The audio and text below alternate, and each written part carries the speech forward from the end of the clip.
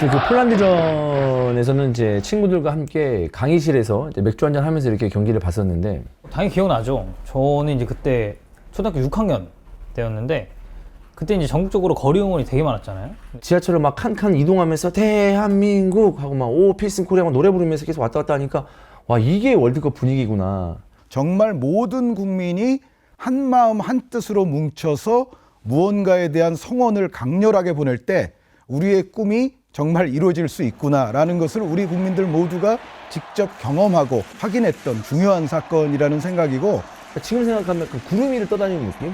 그러니까 온 나라가 붕 떠있는 그 느낌이 받았었고 2002 한일 월드컵의 엄청난 성공을 우리의 홈에서 목격을 하고서 축구를 하고자 하는, 그리고 축구를 좋아하는 어린이들, 소년들, 청년들, 사람들의 숫자가 굉장히 급증했던 계기였다고 볼 수가 있겠습니다. 4강이라는 게 최후의 4팀만 남는 그런 단계까지 올라갔다는 거. 그리고 뭐 어쨌든 그때는 우리나라가 되게 축구를 잘한다라는 그런 인식이 좀 많았죠. 어린 마음에. 어떤 유럽 축구에 대한 인기 자체도 대한민국에서 확연히 좀 달라지는 계기가 2002 한일 월드컵이었다는 생각입니다. 박지성, 이영표 선수의 네덜란드로 또 이 두 선수가 진출을 했었기 때문에 우리의 유럽 리거들을 바라보는 어떤 관심도와 열정, 장기적으로 우리 축구의 어떤 선수층, 그리고 더 넓게는 우리 축구의 팬층을 두텁게 하는 데 있어서 2002 한일 월드컵이 가져왔던 임팩트는 정말로 지대했다는 생각입니다.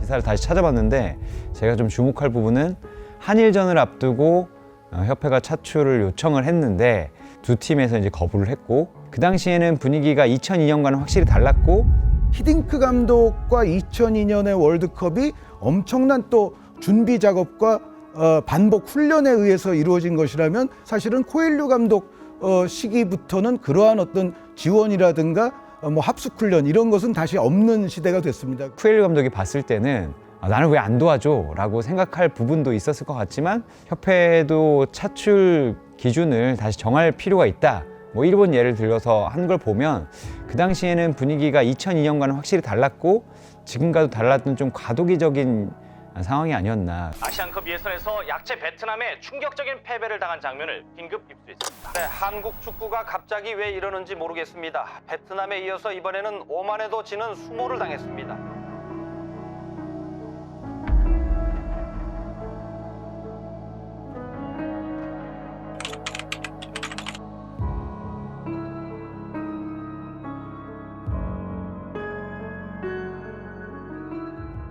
사실 이제 이동국 선수가 2002 월드컵에서 히딩크 감독에게 발탁되지 못했고, 그리고 나아가서는 또 아시안 게임 바로 이제 부산에서 펼쳐졌었는데 아시안 게임에서 금메달을 따지 못했고, 그러면서 이제 군대를 간 거죠.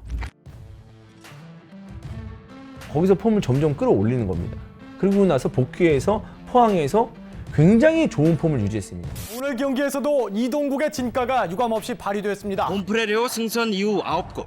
이동국은 이제 독일 월드컵의 해결사라는 또 다른 애칭에 도전하고 있습니다.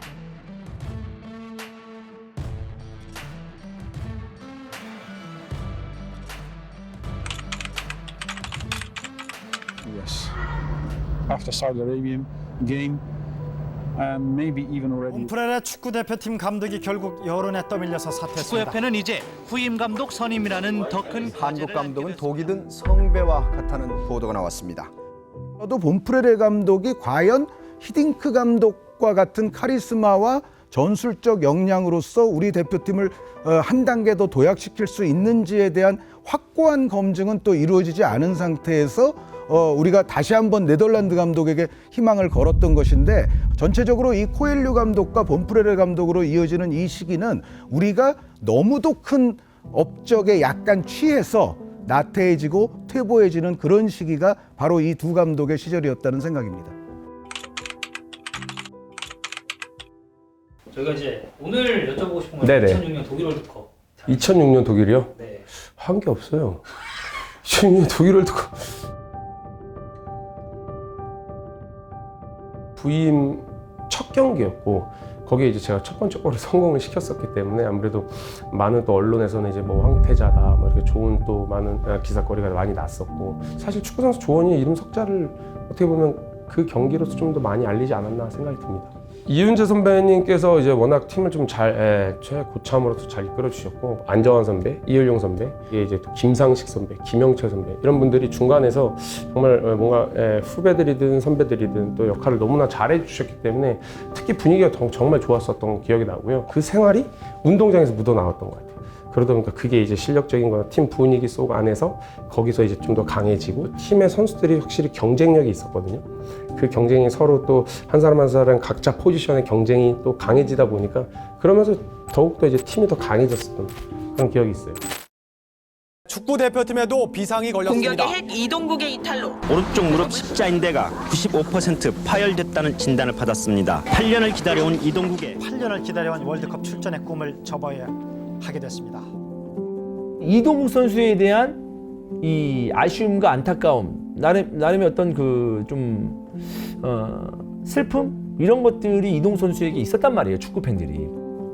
이동국은 아마 2002년이 더 아팠겠지만 대중 입장에서는 아마 2006년에 이동국의 십자인대 부상이 상당히 충격이었던 것 같고.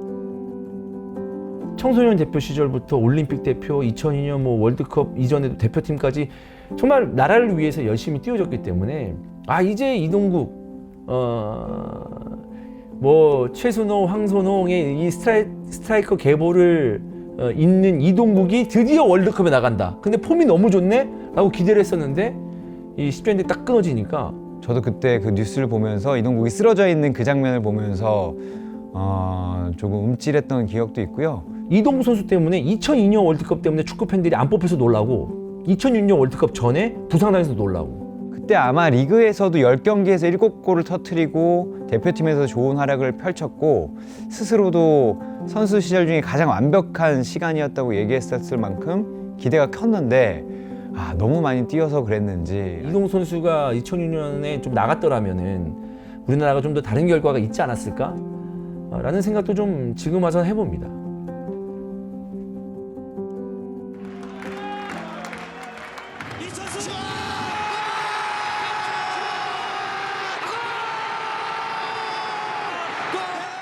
토고전의 승리를 갖고 오지 못했다면 분위기 조금 많이 힘들었을 것 같은데 월드컵 원정에서 또 저희가 또 승리를 갖고 온 것들에 있어서 선수단 분위기가 가장 제가 대표팀에 있으면서 가장 좋은 분위기가 아니었나 생각이 들고 프랑스전은 사실 기대 이상으로 저희가 잘하긴 했잖아요. 박지성 선배님이 또 좋은 또 결과를 내주기도 했지만 저희가 첫 번째 경기가 승리를 하고 난 이후에 이어서 가는 분위기여서 프랑스전을 비겼을 땐 저는 16강 무조건 갈 수 있다고 생각했어요.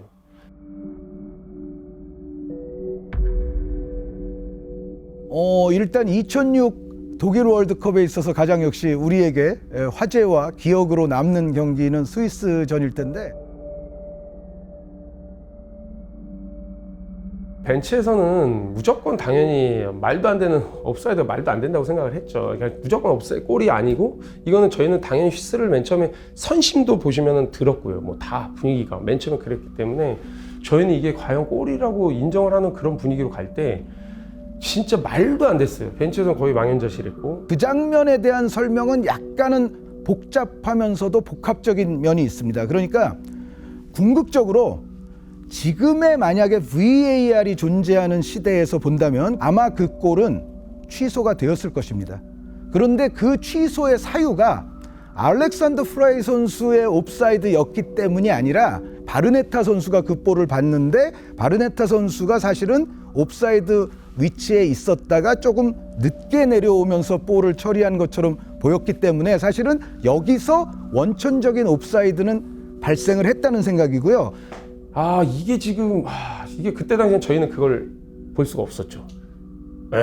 경기장에서는 벤치에서는 제가 벤치만 열심히 달고 있었기 때문에 근데 그때 당시엔 진짜 말도 안 된다. 이거는 어떻게 이게 골이냐 막 저희끼리 이야기를 많이 했었고 했는데 우리가 이제 토고전이라든가 프랑스, 스위스전에서 나타났던 그 결과는 전체적으로 역시 디테일한 부분 전술의 약간의 부족, 이러한 부분들이 저는 월드컵 본선에서도 노출이 되었다는 생각인데, 개인적으로는 1승 1패에 대한 특히 마지막 경기에 패한 게 저는 개인적으로 이제 첫 경기 승리, 그다음 무승부, 여기서는 사실 세 번째 경기에서는 좀 그래도 저희가 성적표를 가지고 간다면 16강 갔어야 되지 않을까. 아드보카트 감독이 물론 그 이전의 경력이 상당히 화려한 편이고 경험치가 많은 감독이기는 하지만 우리 대한민국의 뭔가를 특별한 것을 전수해주고 가기에는 시간도 짧았을 뿐 아니라 특별히 그러한 것을 해내지 못한 데 있어서는 아드보카트 감독의 다소간의 책임도 2006년 월드컵 본선에는 있었다고 저는 생각을 합니다.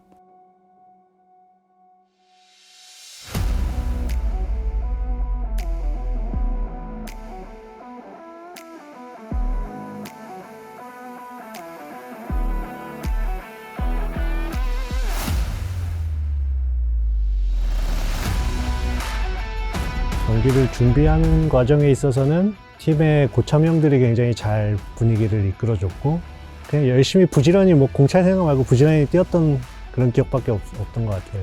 생활할 때나 훈련할 때나 그런 편안함이 있었기 때문에 어린 선수들도 그렇고 저도 그렇고 운동장에서 할 수 있는 최고의 자기의 기량을 다 보여줄 수 있었던 것 같아요.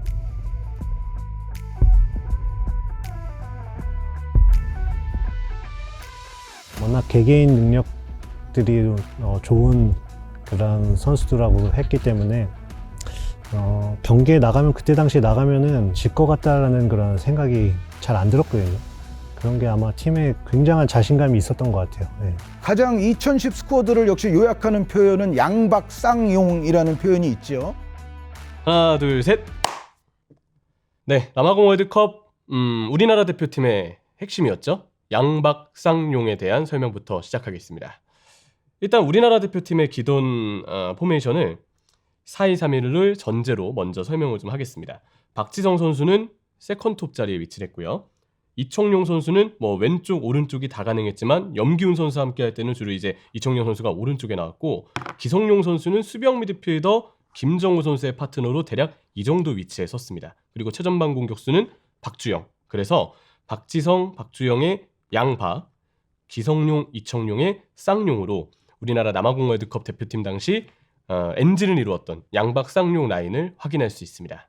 여기서의 활약을 먼저 보면 박주영 선수는 주로 이 4-2-3-1 혹은 4-4-2로 볼 수 있는 대형에서 내려와서 볼을 잡아주는 역할을 담당을 해줬습니다. 박주영 선수가 내려와서 볼을 잡아줄 때마다 아래쪽에서 나오는 롱볼이나 측면 쪽에서 바로 배급되는 패스들을 박주영 선수가 간수, 경합, 연계해주는 모습들을 먼저 보여줬고요.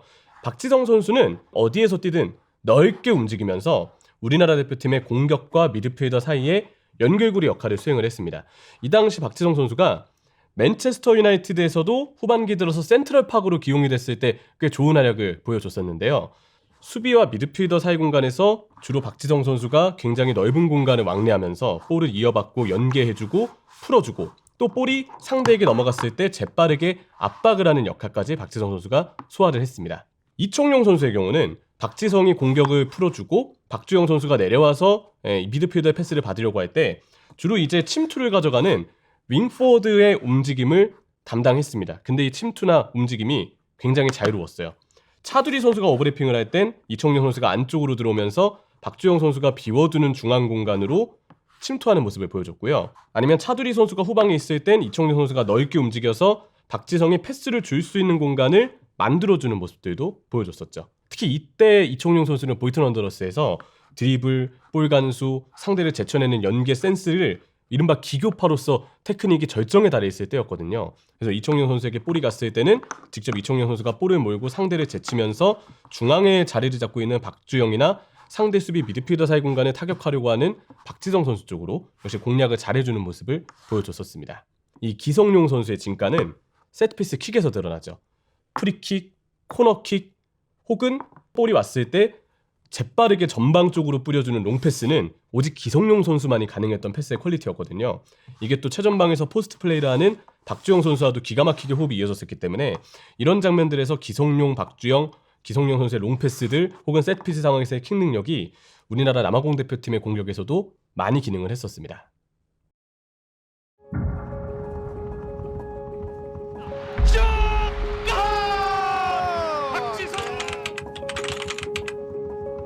스페인이랑 해도 저희도 잘하겠지라고 생각을 하고 들어가는데 막상 들어가는데 저희 생각보다 너무 잘하는 거예요.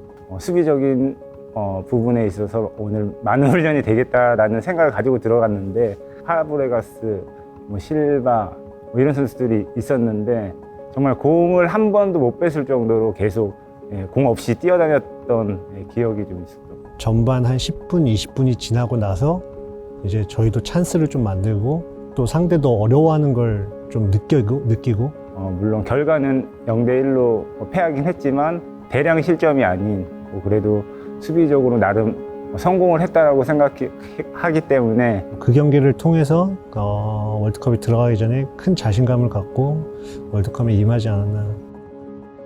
저 개인적인 각오는 워낙 공격진에 좋은 선수들이 많기 때문에 그 선수들이 나간 자리를 제가 많은 활동량으로 이렇게 많이 커버해 줘야겠다라는 생각을 가지고 열심히 뛰었던 것 같아요.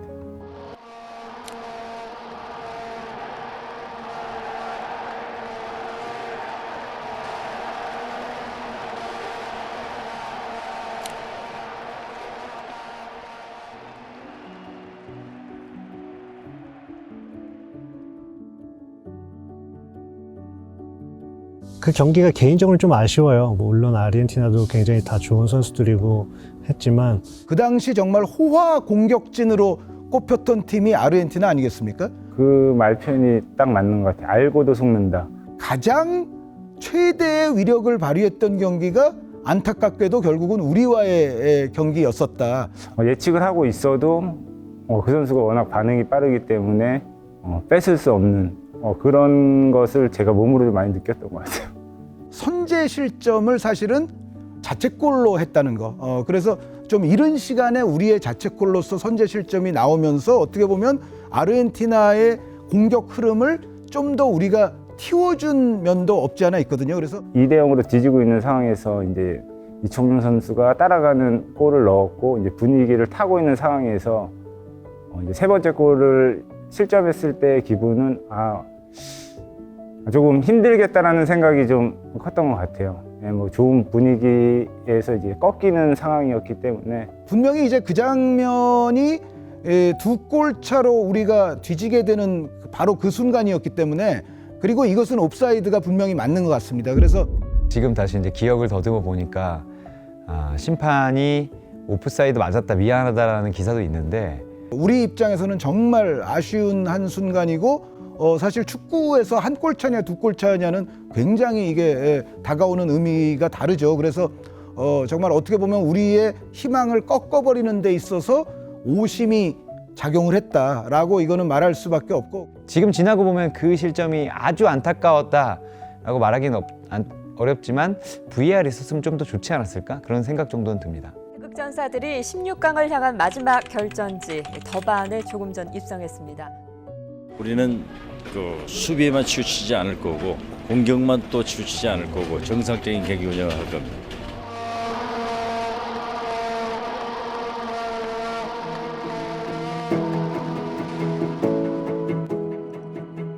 마지막에 우리 야쿠브 선수가 이제 우리 야쿠브 선수예요 사실. 우리 야쿠브 선수가 골을 넣지 못하면서 그거 아마 야쿠브 선수에게 100번 차보라고 하면 이제부터 100번 다 넣을걸요 그거. 원정 16강이라는 게 얼마나 대단하고 어려운 건지 제가 알았고 그래서 그걸 이뤄낸 선수들이 정말 대단하다는 생각이 들었고 사실은 16강을 가기가 어려웠지 16강 가서는 일을 낼 수 있다는 생각이 들 정도로 되게 기대감이 컸었어요.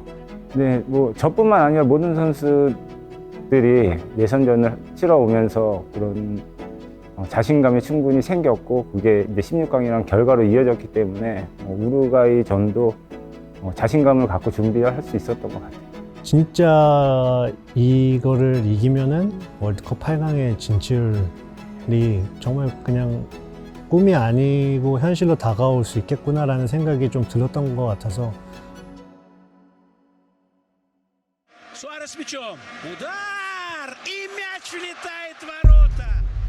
대한민국 월드컵 본선 경기들 가운데 몇 손가락 안에 들만한 이른바 졌지만 잘 싸웠다 경기가 결국은 그 우루과이와의 남아공 16강전이라는 생각인데요. 공격에 있어서의 결정력이 결국은 우리가 부족했고 우리가 얻었던 기회만큼 그것을 골로 바꿔놓지는 못했다는 거. 이동국 선수가 가장 결정적인 장면, 정말 마지막에 개인적으로도 그렇고 우리 한국 팀적으로도 되게 아쉬운 슈팅이었던 건 맞는 것 같아요. 그 움직임 자체는 너무 좋았죠. 근데 그 당시에 너무 좀 힘이 많이 들어갔었고 빗 맞는 슈팅이었었고 축구를 보면서 스트라이커들이 그런 실수들은 뭐 계속 나오는 그런 장면들이거든요. 어렵지 않게 볼 수 있는 장면들인데 찬스도 더 많이 만들고 충분히 경기를 하면서 이길 수 있다라는 생각이 들었는데 저도 영상을 봤는데 이제 제가 이제 수아레즈 앞에 섰었거든요. 섰는데 제 뒤에 아마 조용영 선수였던 걸로 기억을 하는데 제가 그 조용영 선수의 위치를 파악을 못하고 약간 왼쪽을 열어주면서 수아레즈가 볼을 치고 감아서 슈팅을 하는 상황인데 슈팅을 딱 했을 때 저는 거기서 등을 돌리고 골대 쪽을 봤을 때 이 궤적이 보였거든요. 근데 이게 분명히 골대는 맞는데 들어가지 마라 이 생각을 했는데 그게 많이 아쉬웠죠. 그것도 수아레즈가 볼을 쳤을 때 그때 비가 왔었는데 제가 왼발로 이렇게 딱 걷어내려고 딱 했는데 이게 물기 때문에 잘못 맞아서 좀 각이 더 열렸죠. 그리고 나서 수아레즈가 슈팅했던 부분이 좀 많이 아쉽죠. 아마 지성 형이 크게 아쉬움이 남는 경기 중에 하나가 아닐까 그렇게 생각을 해요. 정말 많은 찬스를 만들어주고 수비도 다 하고 공도 다 뺏어오고 결정적인 찬스도 다 만들어주고 그날은 지성 형은 뭐 거의 지단처럼 플레이했던 것 같아요. 그 당시 우루과이의 전형은 지금과 같은 4-3-3 형태의 전형이었습니다. 포를란이 가운데, 수아레스가 왼쪽, 카바니가 오른쪽. 이렇게 3명의 선수가 우리나라 대표팀을 위협하는 공격진을 구성하고 있었고요. 우리는 이때 당시 빌드업의 패턴을 보면 후방에 내려앉아 있다가 센터백이 볼을 잡으면 바로 전방을 향해서 롱패스를 뿌리는 경우가 많았습니다. 미드필더의 기성용, 김정우를 거치기보다는 일단 밑쪽으로 빠르게 볼을 주는 경우가 많았던 거죠. 이 이유는 첫 번째로 아무래도 우루과이의 전방 3톱의 퀄리티가 워낙에 대단하기 때문에 우리가 라인을 평소처럼 올리면서 주도적으로 경기를 치르기에는 이 선수들에게 허용할 수 있는 뒷공간에 대한 불안점이 아무래도 많이 신경이 쓰였을 거라고 생각을 합니다. 그래서 우리는 라인을 올려서 이 선수들에게 뒷공간에 대한 리스크를 안기기보다는 라인을 최대한 내려서 일단 포를란, 수아레스, 카바니를 박스에서 막겠다는 컨셉으로 우리가 1차적으로 먼저 접근을 했었어요. 그러다 보니까 수비 라인이 이 정도로 내려갔는데 올라가 있는 공격수하고의 간격은 벌어질 수밖에 없거든요. 이 벌어져 있는 간격을 메우기 위해서는 역시 롱패스로 빠르게 다이렉트로 볼을 뿌려주는 것이 우리로서는 필요한 옵션일 수밖에 없었죠. 근데 이러한 롱패스 전개가 조금 애매하다 싶을 때는 어떻게 했느냐? 그럴 때는 이 원톱의 박주영 선수가 내려와서 볼을 잡아준다고 해도 센터백을 끌어당기는 정도지, 그리고 이선의 패스를 받을 수 있는 정도지 이 정도 하프라인이나 자기 진영까지 박주영 선수가 내려오진 않았어요. 이렇게 내려와주는 역할은 결국 이 공격형 미드필더 자리에 있던 센트럴 박지성 선수의 역할이었습니다. 박지성 선수가 미드필더 쪽으로는 볼이 가지 않고 우리가 롱패스를 뿌리는 경우들이 대부분이었는데 유일하게 뭔가 또 다른 패턴을 주는 경우가 박지성 선수가 이렇게 내려와서 볼을 받아주려고 할 때였어요. 상대는 우리의 미드필더들을 압박하기 위해서 밑쪽으로 올라와 있는데 갑자기 수비와 미드필더 사이 공간에 있는 박지성 선수가 후방에서 볼을 잡기 위해서 자유롭게 내려와 버리니까 미드필더들은 순간적으로 앞쪽에 쏘여있다가 박지성 선수를 놓칠 수밖에 없고 우리는 박지성의 움직임 덕분에 패스기를 보았기 때문에 바로 센터백에서 박지성으로 쭉 연결이 될 수 있었죠. 이 경기에서 박지성 선수의 퍼포먼스는 정말 말로 설명하기 힘들 정도인데요. 볼을 잡아주는 위치가 중앙이 되기도 하고 측면 쪽으로 빠지기도 하고 때에 따라서는 본인이 직접 롱볼에 대한 세컨볼을 따기 위해서 박주영 선수가 떨궈주거나 만들어준 세컨볼을 직접 올라가서 경합하고 따내는 역할까지 수행을 했습니다. 그러니까 결국 공격과 미드필더 사이에 이 넓은 공간은 오로지 박지성 선수의 몫이었다고 볼 수가 있어요. 박지성 선수가 이 역할을 할 때 윙포워드는 박주영이 상대 센터백을 잡아당기면 주로 안쪽으로 당겨서 이청용이나 김재성과 같은 선수들이 상대 센터백의 배후 공간을 노리는 침투 움직임에 집중을 했습니다. 그래서 더 박지성 선수의 중앙에서의 연결고리 역할은 빛났다고 설명할 수가 있겠죠. 저희도 그 생각을 가지고 있었거든요. 우루과이를 잡았을 때 가나는 분명히 해볼 만하다. 그래서 오늘이 정말 중요한 경기다라는 생각을 가지고 경기를 했는데 어쨌든 이제 결과가 좋지 않아서 많이 아쉬웠어요. 가나전까지 갔으면 더 위로 올라갈 수 있었을 텐데 하는 아쉬움이 더 컸던 것 같아요. 우루과이전을 생각하면 아직도 많이 아쉬워요. 많이 아쉽고 그때가 2010년 월드컵을 기억하게 되면은 성공한 월드컵이라고도 평가할 수 있지만 그만큼 또 선수로서는 좀 아쉬움이 남는 그런 대회이기도 해요. 박지성 선수가 국가대표 은퇴를 공식 선언했습니다. 후보 팀목 이영표와 박지성 선수는 큰 박수 속에 국가대표팀 유니폼을 박지성은 국가대표 은퇴를 공식 선언했습니다. 충분히 한 2, 3년 아니 그 이상은 더 뛰셔도 될 그런 경기력하고 몸 상태라고 생각을 했었거든요. 생각해보면 2010년도 그 형들하고 대표팀에서 가장 뛰었던 그런 기억이 그때 굉장히 축구를 많이 또 배우고 또 많이 느끼고 했던 것 같아서 굉장히 행복한 기억으로 남아있어요. 지성이 형께서 보여줬던 그런 모습들은 저에게 선수로 성장하면서 큰 영향이 있었던 것 같아요.